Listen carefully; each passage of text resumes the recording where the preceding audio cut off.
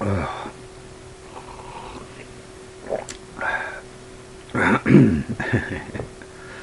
So I guess that makes me remember the CCCC now. And just want to throw a little shout out there to Captain Strangelife, Dark and Howlette, Scott up in Canada, Costume Bomb Star. I'm not sure if that's, it's a long name. I've been enjoying y'all's videos. CTC Spirit, Comic Noob. Thank God for the the young guys getting back into comics and stuff like that. And just it's kind of nice to come in, geek out a little bit, watching other people's videos, seeing some good enthusiasm, and check out all their videos. They're in my friends / subscriptions on my channel if you guys want to check those guys out.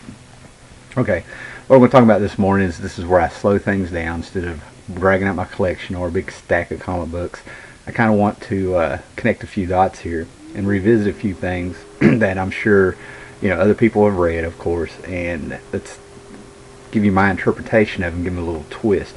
I don't think there's anything groundbreaking, but I have a point which I'll bring up at the end of the video if you hang in there with me. And what we're going to talk about is sort of like it's symbolic interpretations or metaphors, whatever literary dialect you want to use there. But basically, we're going to be looking at these stories here, how they all connect. These, Silver Surfer fans, Galactus fans, and by far one of the greatest comic covers ever by the great Mike Zeck and Terry Austin inking, Super Wars number 10. Or I'm going to kind of redeem this miniseries a little bit because people chuckle a little bit. Okay, and what I want to point out is that these stories were written with the Comics Code in a more conservative time. The Coming of Galactus from Fantastic Four 48, 49, and 50 was written, during counterculture of the 60s, but this is still a really brave story. Because basically what we have here is this is a reprint from the early 90s. Silver Surfer is The Coming of Galactus.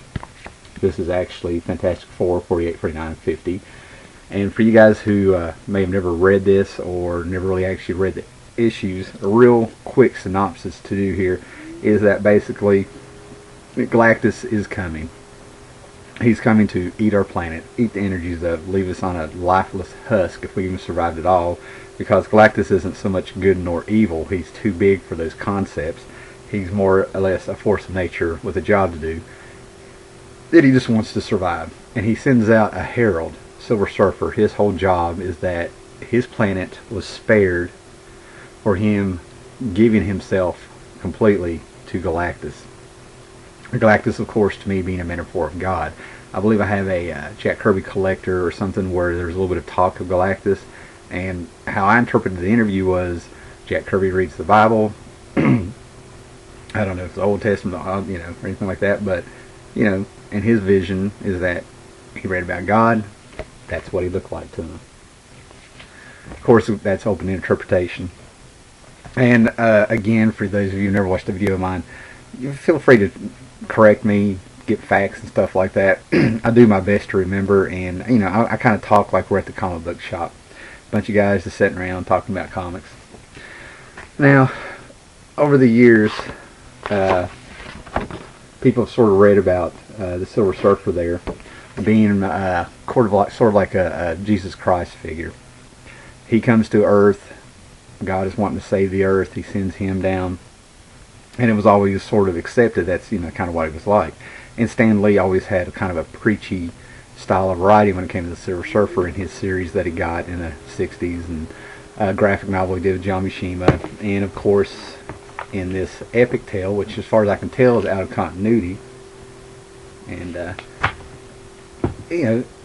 what they've done is that the Fantastic Four are in the real world. They're real people. They're basically man. He builds up to 50 issues of Galactus coming, and of course, I don't think they had a plan from issue 1 to 50. That's not what I'm saying. But basically, what ends up happening is that it builds up to the fact that the greatest challenge God can have is man versus God. Now, the twist that I've read, I've never felt comfortable saying that Silver Surfer, was a Jesus Christ figure. It just never really fit. And to back up some of the characters here, you have the Watcher Uatu, who tries to hide the Earth in fire and rock illusions from the Silver Surfer so he can't see it. And we have biblical proportions. First thing he does is that he tries to disguise the Earth with fire, hide it with fire, and to me that comes off like, he's trying to make it look like a little sun or a star, and the people are freaking out. I mean, it's like it's Judgment Day. He also used rocks to make it look like an asteroid belt, and it didn't work. Everybody was freaking out. Fantastic Four come out there, and the Silver Surfer is coming, and he's coming. Now the Watchers, let's see if we can take them to a biblical sense here.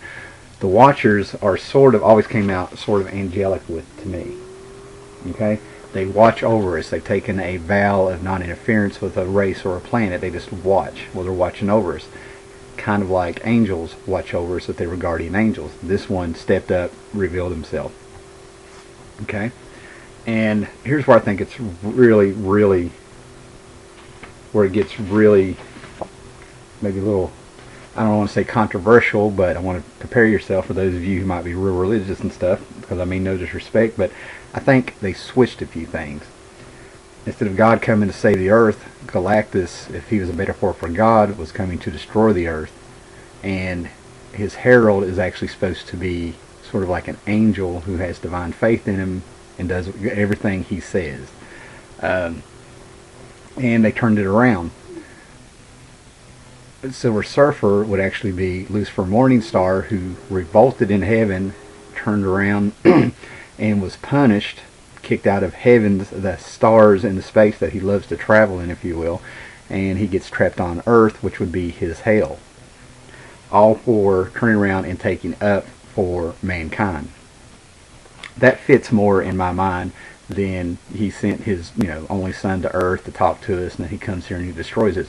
They switched it. God and Lucifer switched roles, and he still gets punished. Uatu, the Watcher, would be another part of the angels. You had two sides. You had the angels went with the Morning Star, and you had the angels that went with God, and anybody that rode the fence was also banished.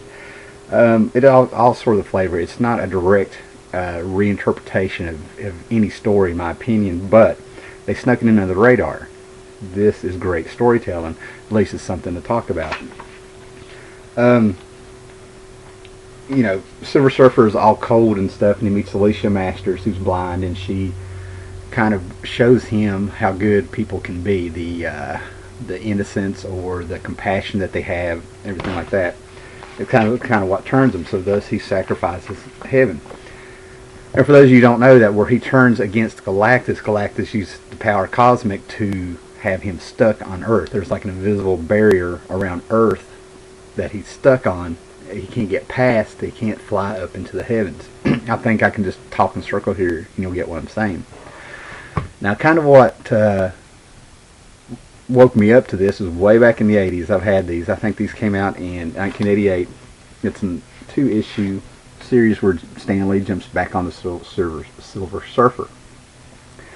And from what I can tell, it's in the epic line of comics from Marvel, because it's out of continuity. It's got to be. From what I can remember, Galactus had come to Earth. Silver Surfer had gotten rid of him, and he's stuck on Earth. Well, Galactus has come back. Silver Surfer is a bum.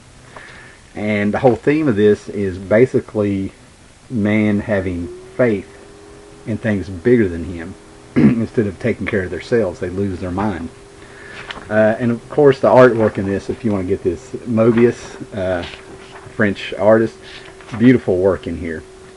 And I've got a few pages marked here so we can move along. Oh, it's so dark in here. Anyway, see what we can get there. There's Galactus' ship coming. And I don't know if you can see at the bottom, but this is all the island of Manhattan down here at the bottom. The purple that you see in there. That's how massive his ship is. And just to back up here for a minute, didn't rehearse this. They get rid of Galactus by the Watcher sending Johnny Storm up to Galactus' ship, and he passes through all these dimensions and everything, getting in there, and basically goes through hell, and he's trying to find the ultimate nullifier. And what we have here is that Johnny Storm gets back, and he's sitting here saying, I traveled through worlds so big, there weren't words. The kid's in shock. We're like ants, just ants. And that tells you how big Galactus is, his opinion of us. Johnny Storm got up there and saw where God lived and saw how, we don't matter. But anyway, he gets the ultimate nullifier. The ultimate nullifier is a tiny little contraption, and you need to look this up. It's in Who, so there's not really a good picture in this. But it scares Galactus. This is how they get rid of him. When you set the ultimate nullifier and pull the trigger, whatever you're aiming it at ceases to exist. I mean, it's like it never existed. Completely gone, not a trace. And to me, that is the destruction of faith, is what they're saying. The ultimate nullifier will make people forget that it even ever existed. Thus, there's no, it's a form of getting rid of worship. Which comes back to this, okay? Just to read a few, what I'm talking about here. Galactus comes back. Everybody remembers him. Silver Surfer hasn't, been in hiding. He's dressed up like a bum. And what we have here, first page I have marked.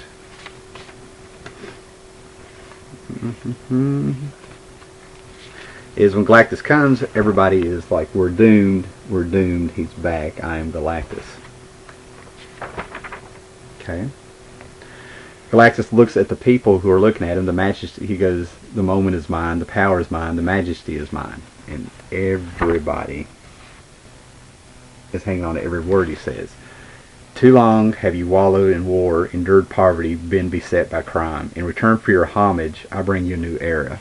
A play on words. For your homage, for your worship is what he's saying. Everybody in the world just, is freaking out. To me, they're acting like it's Judgment Day. People start popping up. Galactus will save us. You can see the fiery red-headed, the fiery red-headed man right there. And he goes, I am come to set you free, free from guilt, free from worth, less man-made laws. If you would be saved, do what you will, take what you will. There is no wrong, there is no sin, pleasure is all, so speaks Galactus. So you see that the definite religion thing is there. And just for, to give you an idea of what's here, is that when the Silver Surfer finally pops up and gets in Galactus's face, wanting answers, he says, no pledge has been broken, no attack made, have come in peace. Silver Surfer says, but the damage you have done, because basically the whole world is in a panic, they're destroying themselves. Galactus continues and says, I merely allow the unsuspecting humans to destroy themselves in my name. And just a few more scripts here. So you can see that Stan Lee has always used the Silver Surfer and Galactus over the years when he's wrote him, at least in what I have here. I do know that he brought him back in Fantastic Four around the 120s or 130s, and I don't have those to throw in here. Galactus kind of reveals some of the stuff. He goes, the deity, they defy me no longer. You have turned them against their God. I plan to free them of their inhibitions to move all moral restraints. It was all but a matter of time before they destroyed themselves. But they worship me no more, thus my plans have failed. So we have the Silver Surfer ruining God's plans. Galactus is now referring to himself as God. And Silver Surfer has, who defied God? Lucifer Morningstar. Again, a mirror image, they turned it around. Okay.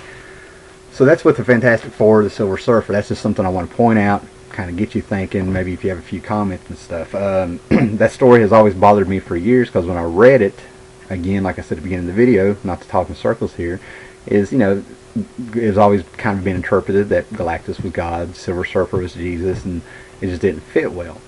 So here comes, Stan Lee and Jack Kirby, and they turned it on its ear. They made God a bad guy, and they made Satan, Lucifer, the good guy, more or less. Symbolically, of course. And I think they brought in the Watcher just to give you a clue what's going on. Someone is watching over us. Guardian angels will watch over us. He's, the Watcher is actually sort of angelic looking when you think about it. Big white head, the robes, lives on the moon, up in the stars in heaven, looking down on the earth. It's kind of all there, and it's real subtle. And the reason I wanted to do a video on it is because for years, I've known about this story and it not setting well, and then it just kind of clicking with me.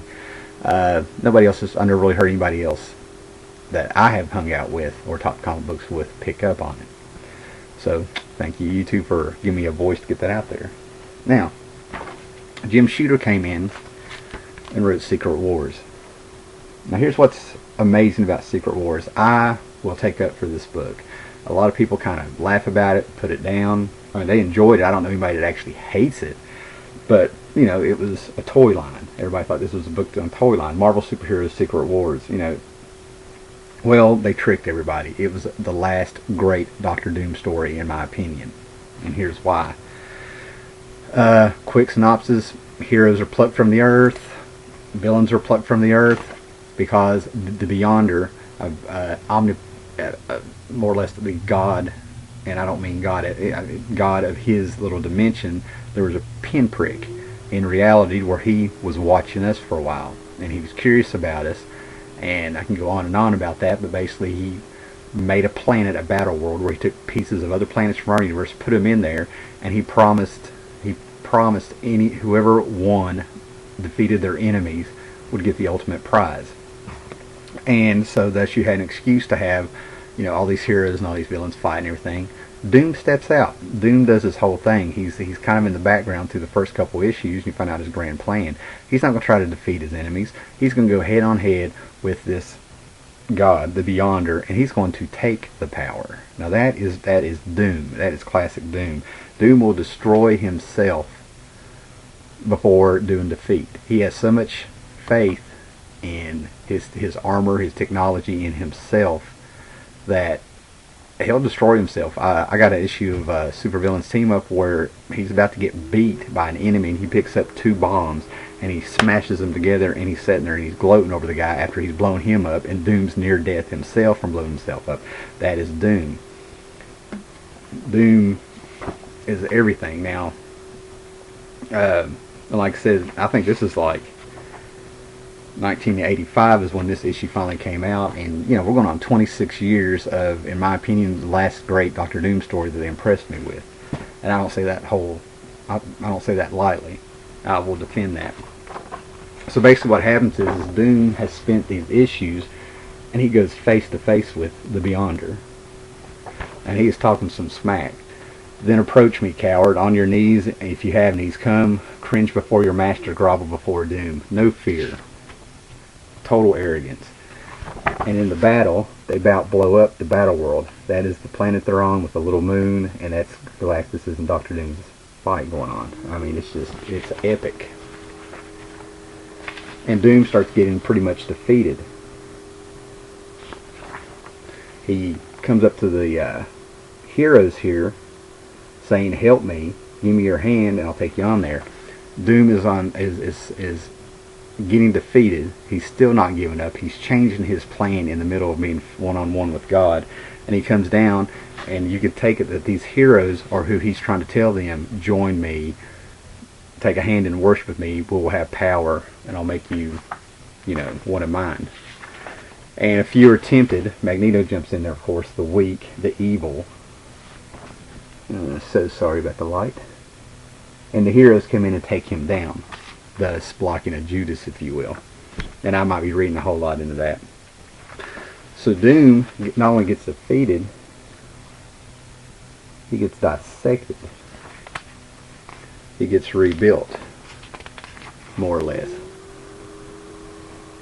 So here we have the Beyonder. He's got Doom. He's taken him apart. Armor, skin, flesh, circulatory system, skeleton, just taking him apart, getting him to know everything. And still Doom is able to reach out to his armor in this last panel. You don't know what happened or who won. The light comes. I think it's Doom. They think it's Beyonder. I just ruined it for you, and it's Doom. Doom won. So, you have the Fantastic Four versus man, and they ended up having the help of an angel and a fallen angel to defeat him. Doom comes in, defeats him himself. Doom ends up being his own worst enemy. I'll tell you that. The Beyonder did not disappear. He did not keep that power. So that's just some stuff I wanted to bring up, talk about. It's been burned in the back of my mind. And here's my whole point of this. I pointed out that this was written back in the day, the 60s, the 80s, Comics Code, parent teacher, you know, if you were in the 80s, remember the 80s, they were after rock and roll, they were after everything. The 60s, they came out of the 50s where they had a big congressional hearing talking about comics, you know, ruining kids and being a danger and everything, and they snuck this in. Great storytelling. A timeless classic, in my opinion. You have to read this. This is as important as Watchmen and Dark Knight and everything you've been hearing about. So what's the excuse of the industry today? You got guys writing for TV, professional writers, more rights. It's almost like they're writing their comics as a tryout, or an example, a resume, if you will, for Hollywood or TV or whatever they want to write for and stuff. And you got these two guys who worked in comics for, what, 30 years at the time? Roughly 20 years, 30 years. And they write this great epic. It was a comic book. Comic books now cost $2.99, $3.99 minimum. And there's no excuse for it. These guys are writing 4-colored comics, wood pulp paper, clay-based paper that chipped, you know, crap if you know, weren't into comics and didn't love the characters and stuff. There's no excuse for it. Go back, read these things, find your love of comics again, which I'm sure anybody who works in the industry, you know, loves comics. I have no doubt. I'm not banning them. They're probably riding I picture them riding a herd of elephants and they're on top of the first one. But there's no excuse. There's a handful of great books out there with great writers who just tore out their characters, and I'd probably do the same thing. But for what we're paying, for the quality of comics, for all the comics code being dropped and all the freedom they can get, and there's the independent scene is great right now. You got like the Goon. I love Hellboy. I can, you know, go on and on and on. And you got people like James Robinson, who in the 90s wrote the great epic Starman, and I can name book after book after book. But there is no excuse for the crap that's coming out. I mean, Marvel's been one event after the other, which I don't think I bought a Marvel book in at least 5 years to be sure. Started dropping them 10 years ago, 11 years ago. Slowly but surely, I just looked up one day and I'm not buying anymore. DC's got a handful of, I mean, what's the problem with Wonder Woman? It's not hard. It's not science. These are comic books. Of course, it's easy for me to sit here and criticize, but as a consumer, I do have a voice because it's my money you want out of my pocket. That gives me a voice. Well, anyway, that's my rant. I could go on and on. They're just lucky that it's daylight savings time, which I hate, has messed me up, and I got my spot coffee cup. Have a great day, guys.